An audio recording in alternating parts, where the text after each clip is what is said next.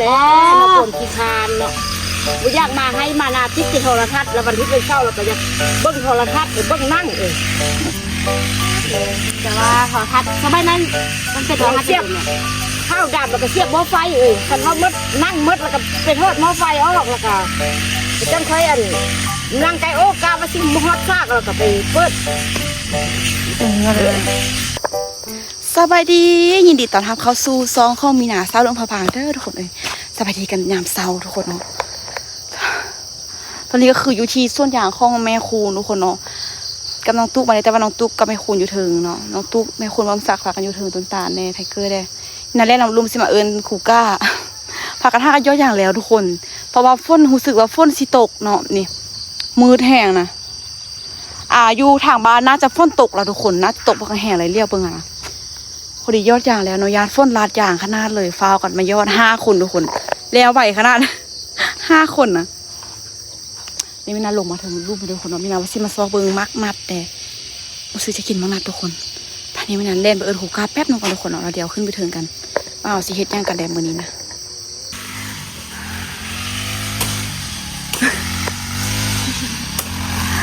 ตอนนี้พากันไปขุดเอาข้ามาทุกคนเนาะเพราะว่าซีไปปลูกข้าแล้วก็มักนัดสวัสดีค่ะดิฉันนางสาวตุ๊กตาศรีหราชนะคะเด็กหญิงจีเป็ดตีเป็นแล้วนะไม่ใช่ปีนางสาวเลยแม่นเบาโยกเลยเด็กหญิงฉันเด็กหญิงตุ๊กตาค่ะตอนนี้อายุ14 ปี18นี่เป็นนางสาวเลยเนาะแม่นอาจารย์กำลังปัญญาเกิดเป็นบะตองเนาะแบบศพที่ฆ่าแล้วมักอยู่ที่ไหนทุกคนเบิ่งฝนที่ตกนะ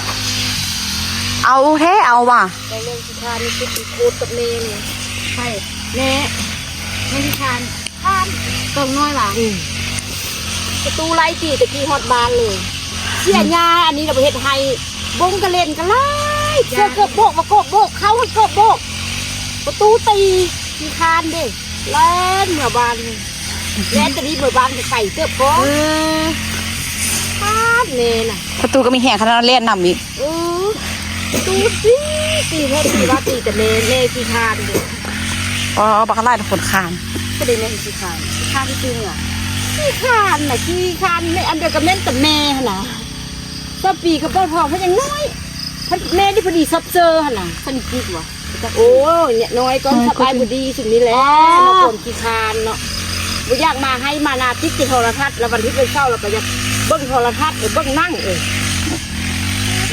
แต่ว่าโทรทัศน์สมัยนั้นมันเป็นโทรทัศน์เสียบข้าวดำแล้วก็เสียบหม้อไฟคันว่ามืดนั่งมืดแล้วก็ไปทอดหม้อไฟออกแล้วก็จังค่อย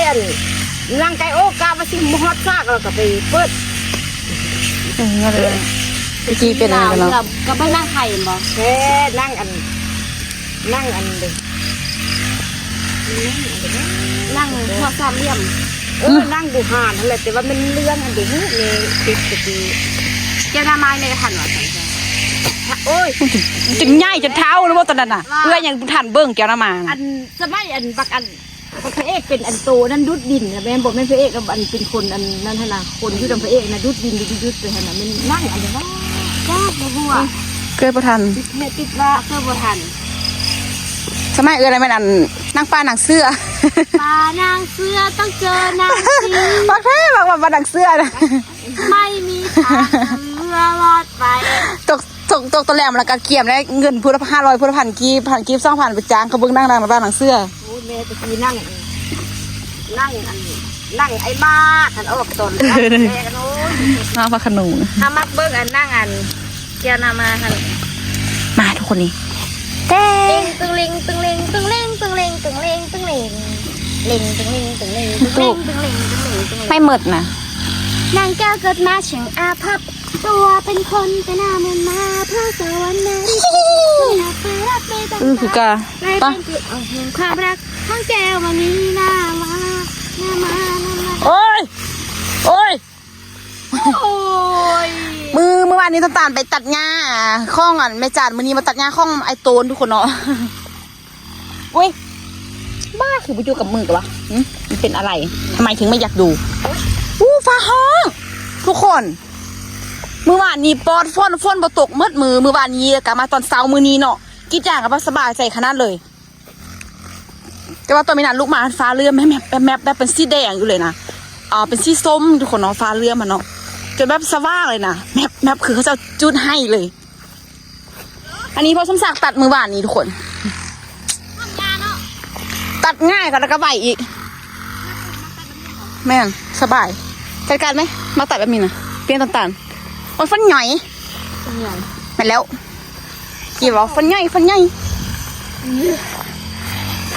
2ถ่ายมังนัดนะจอขอโทษนะคะ พูดคนนี้ ตามซุ่ม คาเลยบักอะไรแซ่แล้วซุ่มอันนี้หลังตุ๊กเธอไม่เบิ่งเลยนะเธอย่างคือเดินแบบเลย เธออยู่แต่เธอไม่ช่วยเรา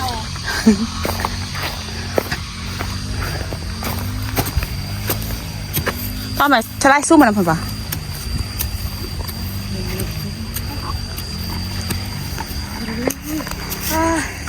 โอ้ความมันขึ้นมาตัวแหงกินทุกคน อีแม่โคตรถูกค่ะ แบบขึ้นแล้วมันลามไปเลยนะ พูดกันในบ้านกินเข้ามาดำให้ดำนาแล้วก็เอาเด้อ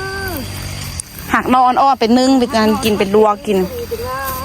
ทางมะกล้วยอีกบักมาปั่นเข้าอีก มะกรูดกระเพราอีกก็ยอนมักไส้เนาะจนมันก็จะเอาไปเป็นเครือเลยนะจนยุบเลยเนาะ แม่พี่ไม่แล้วเขาเอาเสื้อที่จะเก็บข้างนอกก็แต่มุงพุ่ง ว่ามันเก้แล้ววะ เรียกอย่างเร็วอกเรียกกันเลยอย่างห้างป้ายเขาช่วยตรงห้าง ตายค่ะเอาเสื้อห้าง ค่าเอาค่าเงินค่ะกับมาห้างก็เดียวกันเลยเลย แต่ขั้นแหละจะเสื้อห้างก็เขาจะเสื้อไปเอาขั้นจ้องมันเขาแล้วก็ยังเขาจ้องค่ะ ตายเข้าไปมันเลยกับวัติค่ายืนบ่นี่จะเกิดอะไรบ้าง ปีนก็ไม่นะกันสวัสดีค่ะ กล้องมาเดี๋ยวกันไปดีค่ะห้ากล้องกันไปดีค่ะ โอ้ไม่ฝนนะบ่แม่ ไอ้พี่นัทให้รูปเลยไอ้พี่ คน นั ละ ท ฝนทั้งรูปน้องตุ๊กเลยทุกคนภาพตัดก่อนฝนตกแล้วทุกคน ตอนนี้ปลูกแล้วนี่ให้คุณจัดการ ได้หรอ อันนี้เป็นค่าทุกคน อันนี้วางนัด2 4 6 8โน่มา คุณก็มาค้างๆแก่เนาะ เก็บไปให้ยังจะแก้แล้วก่อนนะ เก็บไปให้สุดพัก แล้วมันก็จำฝนกำลังมาบางแห่ง อู้ตายแล้ว ผู้ไหนบ้างผู้ไหนมาทางได้หูป้อผู้ไหนมันคือดำลงกันแท้ ไป เนาะมาทางส่วนย่างอันดันที่ย่างเป็นปลาจันก่อนนะ พี่โซสกิลกันด้วย เอา ข้ามไปนี่เลยครับเบอร์เกอร์เลือกข้ามไปพูดเลย เอามาหนึ่ง จับกล้อง บ่ได้ซอย5ไปได้สิบอกใครเด้อ 2 3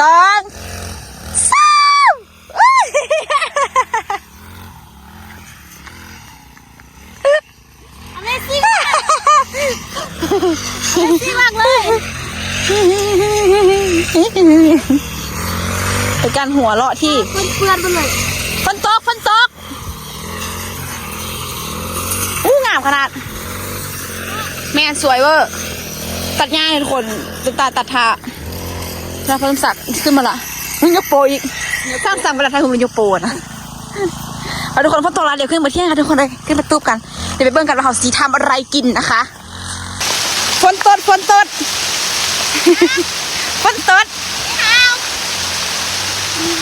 บักแห้งทุกคนกำลังมาพากันไปท่างาทุกคนเนาะสวัสดีค่ะ สวัสดีค่ะ พากัน ให้ทูบไปเลย พากันไปท่างานนะทุกคนเลยก็พากันไปท่างานเพราะว่ามื้อแรงสิติดตาเนาะแต่ว่าอันนี้ฝนตกมาบักแห้งเนาะถ้าอิดมาย่อยๆแล้วมีลำแบบมันอยู่ทางบ้านมันตกบักแห้งทุกคนเพี้ยคนเลย ให้เขาแน่ ตัดคนบ่เคยเข้ากองเอาได้ เพิ่งไปแน่ นางกล้วยตานีว่ะ แน่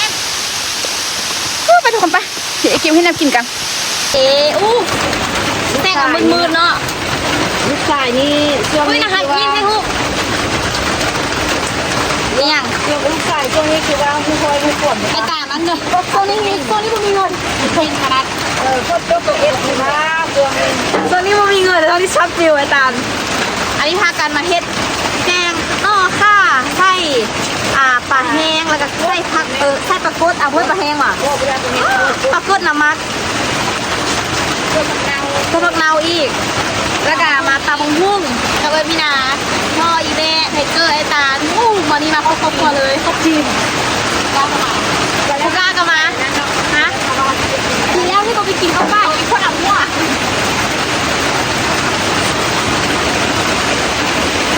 มีแมวน้อย2 ตัวคนตกแห้งๆเลยอ่ะก็อยากเลยละ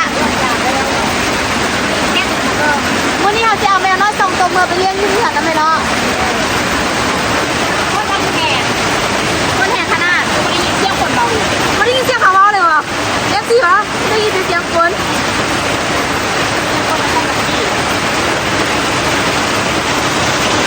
มวนเนาะทำมากไปจะแค่ถึงแม่ก่อนหลับก็ตังก็กับโบฮอนี่อากาศจะแย่อยู่ครับแม่แล้วมีพูดที่เนี่ยก็แซ่บเป็นได้เนี่ยแซ่บหวานขนาดแบบข้าวไร่ขนาดกินข้าวไร่ข้าวซีแม่พูดมาแล้วตุ๊กตาไปอยู่ผู้เดียวละจ้อยเอาอยู่บ้านน่ะตุ้ยเทอันนี้มะม่วงที่ปลูกเอง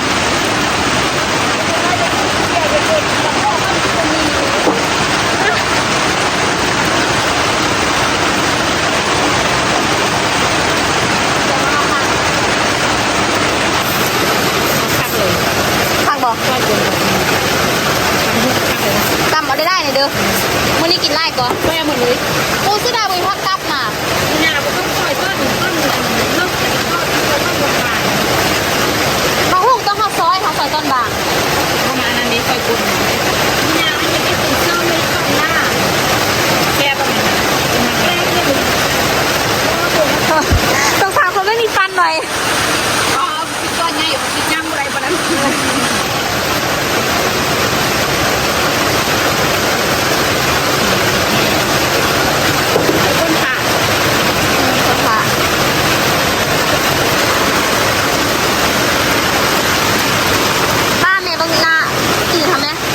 เลยข้างงานนี่แม่นะบอก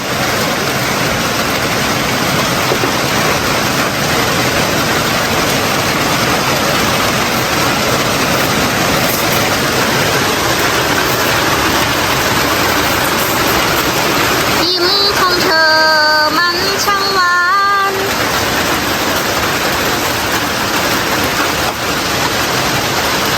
อุปกรณ์เขาเตรียมมาจะเสื่อมเลยนี่นะ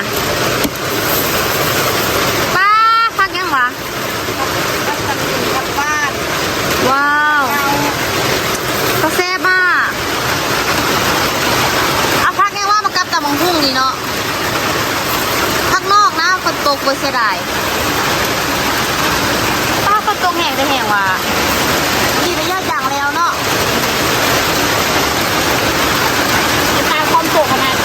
ตาคอมโปกแห้งไงบอถ้าอย่างละเกียมใส่หมวกนะตกขนาดเลยจุ๊บ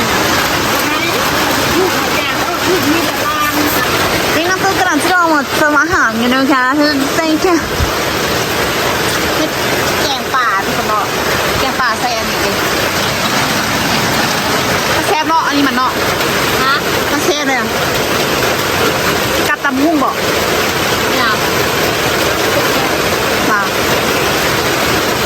แกงก็ตัวบางเนื้อทุกคนเลยอันนี้ต้องแบบว่าแกงต้องชุบนะแกงก็แซ่บเหมือนกัน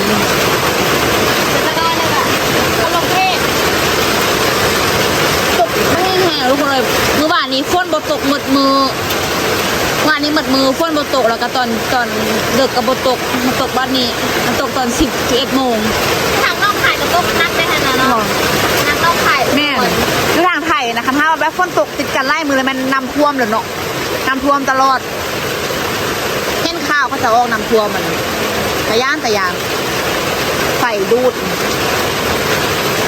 คนเจอที่หน้าบางก็เปลี่ยนกันนักท่วมเลยนี่ช่วงห่างก็แค่ตอนนู่นมักง่วงนะแม่นแค่ตอนนู่นมันมักท่วมนะแม่นก็ไฟระเบิดไฟดูดไฟไอ้นั้นคนจริงนะแม่คืออันนั้นเลยตั้งซอยหน่อยนะคืออันนี้ก็ซาบง่วงนะ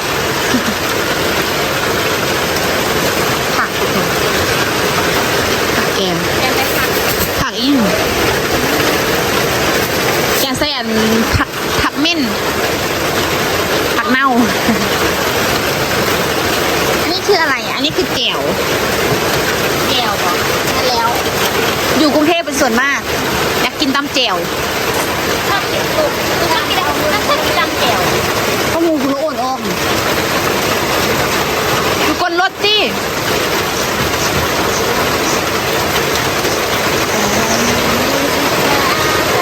อันนี้น้องตุ๊กซ้อมนี่ละลาแล้วก็เดียวตอนนี้11 โมงเนาะยังบุกรู้สึกอยากเข้าไปได้เนาะ อยาก เอายากละ อยาก ไม่ เขากินข้าวเช้าไม่เดียว ทำไมอยากไปจังเลย ก็กินข้าวเช้าเดียวเอง อย่ามาทำประเทศกันทุกคน จะกินต้นเจ้าโบต้น7-8 โมงมันบอก กินเลยก็เข้าไปนอนจักนอนแหงตาเสือก็นั่นเลยเพราะว่าลูกกี้จางดึกทุกคน มันจะเมื่อเช้าเรากินอย่างกี่โมง 3 ครึ่ง ที่3 โมง แมนเจ้าฝนเบิ่งเห็นขนาดเลยฝนตกมาสินะขนาดตัวป่าน่ะแต่แซ่บขนาดอย่ามาเบิ่งแกงกันทุกคนมันตุกแกงเองเพราะมันตัวปังไปละมันจะทำสุกมีสุกทำกันอยู่บ่ เนี่ยว่าลงพร้อมกัน เห็นบ่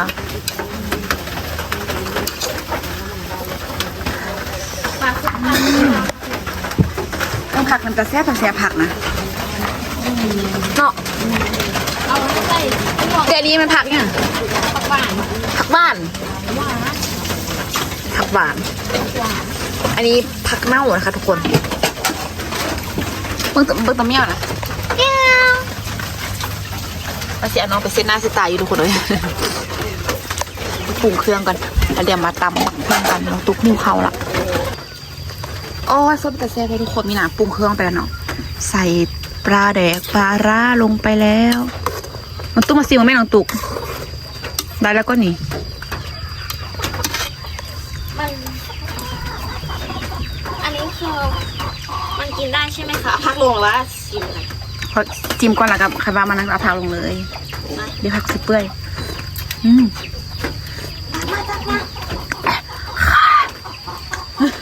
อย่าเลยแซ่บเดี๋ยวซิมตัวนึงก่อนเด้อเดี๋ยวซิมอันนี้ก่อนซิมมึงแม่ซิมมึงค่าเธอไม่มีค่าเธอต้องเอาไปปลูกนะ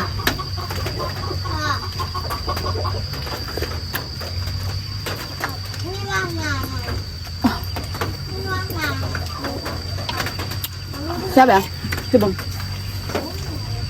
ว่าจ้ะ เป็นไงอย่างแดดมันสิแดดเป็นจะตายนะเนาะแดดลังฝนนี่ จ้ะ นั่นบอก เสร็จแล้ว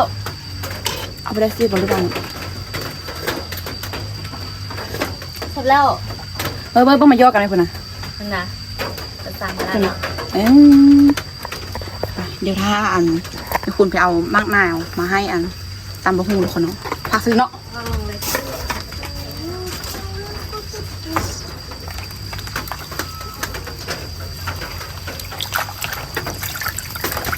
ผักก็เป็นตะแซ่บแท้เนาะ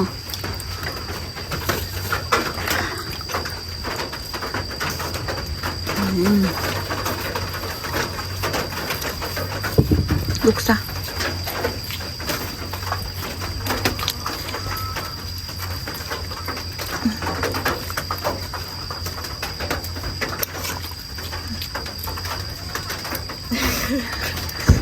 สีของยำปุ้น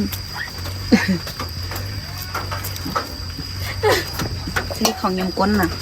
ปิดไว้เดี๋ยวเกี่ยมตำมะฮงเด้อยังรีบเข้างามกวนหมูแล้วบ่ห่วง นะทุกคน เผ็ดบ่ เบิ่งเห็นเป็นแซง โอเผ็ดไรก็ได้เนาะ ธรรมดา ธรรมดาเผ็ด ตำ ใส่ตำอันนี้บ่ เอาไปยืนฟังนี้ ตัวบ่ใส่ตำไผเนาะ ใส่ตาวันโยให้ยาน ให้สิ FC รับตากันเลยซะอีกวงนึงอ่ะ โอ้ยยังเกิดขึ้น อันนี้เป็นน้ำหวานนะคะ อันนี้เป็นกะปิ ใส่กะปริกล้องที่สิบ่เคยซิดแหงของร้าน ติดอันนั้นตั้งเป็น ทอดกระเทียมละ โอ้ยลืมนะติดอ่ะหัวติดอ่ะว้าวโอ้ต่ำมาเตียงทุกคนเที่ยงนาสะเทือนเลย นี่ฝนตกเลยดิแดดจังปังแดดเอาบอยแหงฮ้อนเอ้ยบัดนี้ ตกมาพอให้คานความปวดอะไรนะ แมนต้มพอให้มีน้ำพร้อมปรุงกันหน่อยค่ะ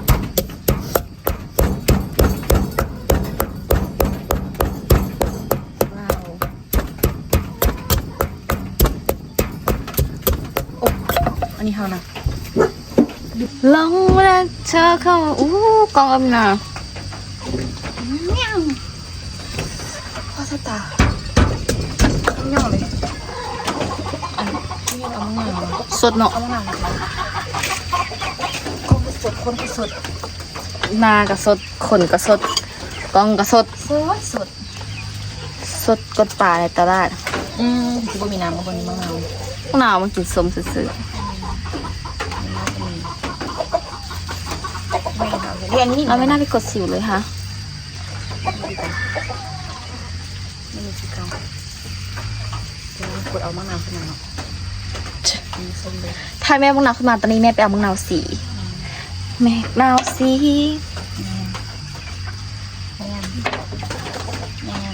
ไปเดี๋ยวมาทาเบิ้งก่อน ใส่มังนาวตอนนี้ใส่ประดงประแดกลงไปนะคะ ใส่ลงไปพวงหนึ่ง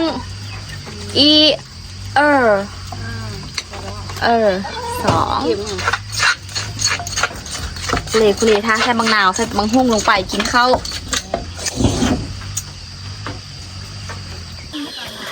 มะนาวบ่มีน้ บางนาบมีน้ำมีละทาวันนั้นทายอันนั้นทำขี้มือเอา ทำมันทรงแถวพาลงแวดแถวหน้าเชียง ำฟ้าคือเฮียฮองอยู่เนาะ ได้มะนาว มะนาวโบเก้นะตู้จัดการเอาเชือกมัด มะนาวบอกแก้เดี๋ยวเอาไปแก้ก่อนจังมัน เกียร์รถใส่หมดดีเลย แก้มาก่อนแล้วก็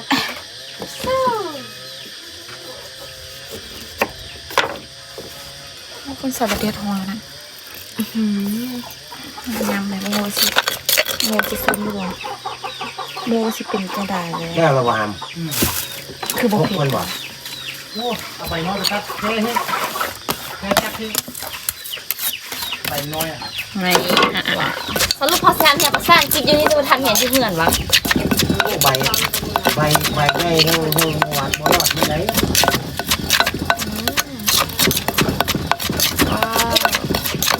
งอกเลยเอา12 โมงปลาละเนาะ ใบง่ายแห้ง 12 โมงจับเลย เวลามันใบ ก็เลยเนี่ยไทเกอร์คิดดื้อนะโอ้ยไทยคิดว่าไทเกอร์นะบัดนี้ ปักข้างก่อนมาใส่ฟังมันตัวมือปักม่วงใส่บอก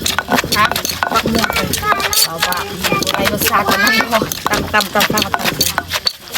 ชิมมันลงไป แซ่บๆอย่าง เอา จำ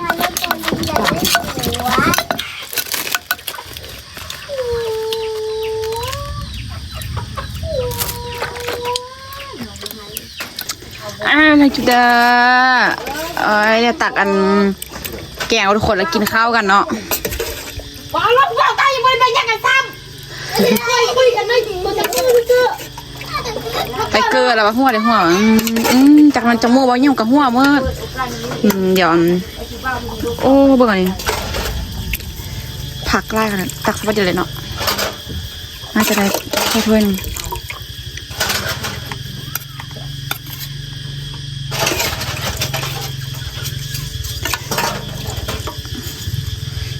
ไม่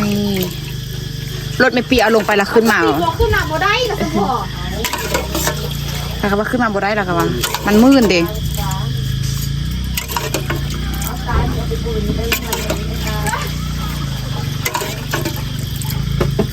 ได้แล้วป่ะไหนสวยจัง ตักซองถั่ว ถ้าด้วยก็ติดกันคือเก่า คนขายเห็นบนราคาคนหรือบ่เห็น เอาหอมก่อนเลย โอ้โห มาเขาลูกนอคาน มันต้องจกข้าวแมว เดี๋ยวจกเขาเด้อโซสกิลจกเขาบ้างล้างแล้ว ก้อน ล้างแล้วเก่ากลนหน่อยนึง นั่งไปเร็วนั่งไปเร็วนั่งก็พอสิเร็ว ล้างแล้วก็เก่ากลน เราจะขึ้นพาเพ่นเลย ล้างแล้วเก่ากลน มาเร็วมาเร็วมานั่งก็พอสิเร็ว โอ้ยอินออโต้ก่อนออโต้มาแล้วบ่จัก ยังบ่ฮอตตี้ปะนี่โอ้ช่วยออกมาช่วยคุณบอก ออโต้อ่ะบีบกินข้าวหน้าอยู่บ้าง พี่ว่าเป็นข้าวเนี่ย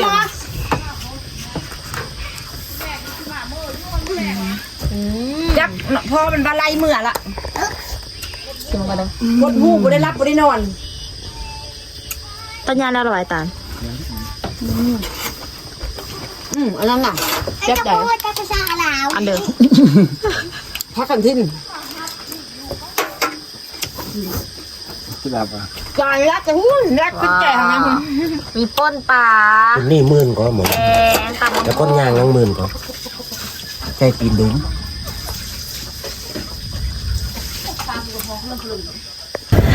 กินข้าวอิ่มแล้วทุกคนเมียนเก็บเครื่องเก็บของแล้วพากันออกมาทุกคนเนาะเดี๋ยวมานอนพักผ่อนอยู่เหินเพราะว่าพอสมศักดิ์กะสิพักผ่อนเหมือนกันให้เกอร์โฟดเกิน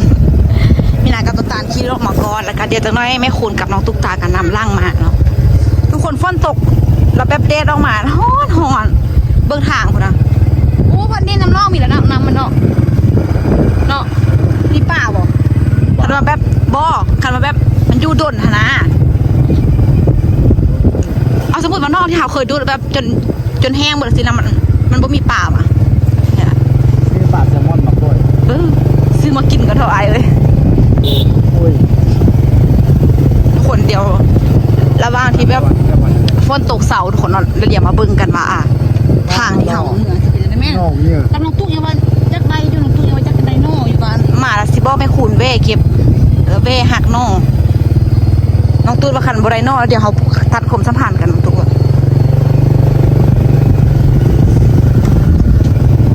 ทางนะคะทุกคนเลย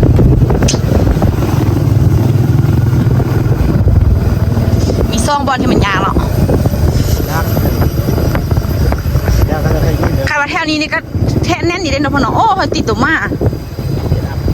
ท่านบอกจับกับโอ้แล่นน้ำไม่ปีเลยเนาะครูกาก็คือบ่แล่นเหมือนน้องเขาเจ้าว่ะแต่ขี่รถอีกว่าไงทุกคน โอ้เห็บเลยแถวนี้เนาะอายุดีๆได้เด้อตาผางงไว้เด้อ ซับโดนเลยเกิน นี่ทุกคนโอ้หนักสะอ่อนเลยหางปากงาขนาดว่าห้างก็มาแปลงพากันมาแปลงมานะสัญจรไปมายากมากเลยค่ะทุกคนท่องเสียเอาดินเอาขี้มาท่มอีกจากซ่องรถกันอย่างโอเศร้านะเพื่อนเนาะเพราะว่ารถก็จะเที่ยวตลอดทุกคนต้องท่มจนกว่าแบบจนกว่าเขาแบบจนกว่ารถหนักๆมันซีมาแล้วก็แบบจะมาซีเสายุกลงนะ ไอ้เกลือไอ้ตาที่เราโคบไปโคบมาพวกขับรถก่อนเขาเป็นไรมาที่นี่มา ผมนะผมขับรถมานี่เองอันนี้กามือนั้นพากันมาทุกคนเนาะพวกแม่จำปีแม่คูณกุ๊กกิ๊กมาเฮ็ดคลิปทุกคนเนาะที่อันนี้นี่นะตักหินตักกันน้ำเนาะแม่นกันน้ำเด็ดแล้วก็กันให้มันเจือดเด็ดให้น้ำให้ยังเข้ากันเจือดกันนะเด็กกันน้ำยันลุกเข้าไปเดี๋ยวแบบขนาเขาจะซีมันขนามันสิโล่ง แก่คือต้นคนยังเก่งอ๋อเห็นเลย ลัดท่อเลยเนาะโอ้ยกูกาเกือบตกหยับมาไปทุกคนเอ้ยกายทางที่มันค่อนข้างที่จะยากแหงละเดี๋ยวขี่รถเมื่อบ้านก่อนวันนี้นี่ก็แบบทางเป็นคุ้มมืดรถใหญ่เที่ยวนะเมื่อบ้านกันทุกคน ตอนนี้มาฮอดเถื่อนแล้วทุกคนยังนอนเฮกันปึ่งเอ้าตัวแมวดิ ใส่แมวน้อยดิ น่าลืมอ่ะ เสี่ยวอู้ว่าครูก้าเราไม่ได้จับมา อีพ่อใส่คู่แล้วใส่อีแตนมา เนาะแม่ให้เพิ่นอีแตนมาเหมือนกัน สิบอกอีพอจังไดล่ะ บอกอันเดียวตุนตาจะเข้าไปอีกเดย์กาตุนตาจะเข้าไปตัดหญ้าให้ตุนตันใส่ท่งหมากก็ได้เดี๋ยวที่อ้ำน้ำไปเข้าทุกคนเลยตอนนี้ฮอนขนาดเลย แม่น เดี๋ยวไปเจอกันคลิปหน้าทุกคนเดี๋ยวคลิปนี้ขอตัวลาไปก่อนจะได้กับพาทุกคนกดไลค์กดแชร์กดติดตามเพื่อเป็นกำลังใจพวกเราทุกคนในคลิปต่อไปนะเด้อเดี๋ยวขอตัวลาไปก่อนบ๊ายบาย